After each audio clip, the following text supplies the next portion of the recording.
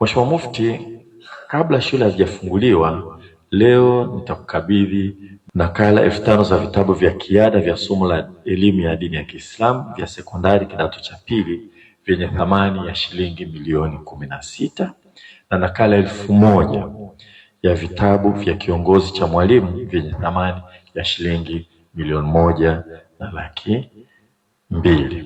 Hivyo jumla nitakukabidhi vitabu vyenye thamani ya shilingi milioni 17,200,000. Kama nilivyosema hapo awali, vitabu hivi ni kwa ajili ya matumizi ya shule ambazo hazimilikiwi na serikali zinazofundisha somo hili Tanzania bara na upande wa Zanzibar. Wizara ya Elimu, Sayansi na Teknolojia, elimu bora kwa maendeleo ya taifa. Wizara ya Elimu, Sayansi na Teknolojia, kazi inaendelea, kitabu kiendelee. Wizara ya Elimu, Sayansi na Teknolojia, elimu bora kwa maendeleo ya taifa. Wizara ya Elimu, Sayansi na Teknolojia, kazi inaendelea, kitabu kiendelee.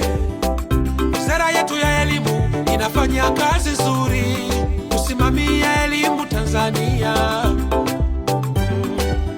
kuinua ubora wa elimu na mafunzo, kuweka utaratibu na mifumo. Napenda kuipongeza sana TISTA kwa kukamilisha kazi ya uandishi wa vitabu vya elimu ya dini ya Kiislamu na kiongozi cha mwalimu kwa kidato cha kwanza, cha pili na cha tano.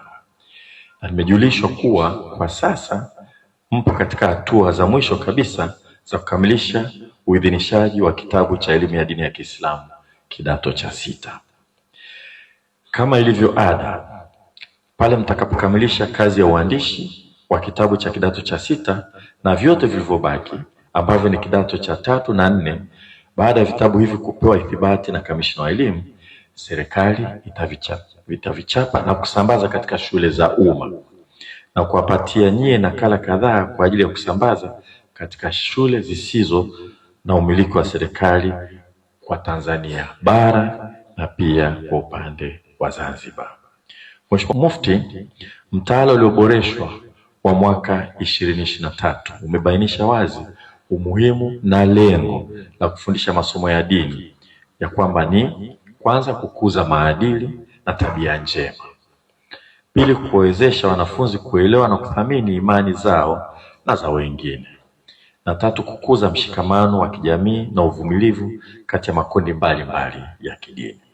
Basi serikali itaendelea kusimamia na kuhakikisha kuwa masomo haya yanafundishwa na kuna kuwepo na vitabu na kiongozi cha mwalimu kwa ajili ya kuwezesha ufundishaji na ujifunzaji.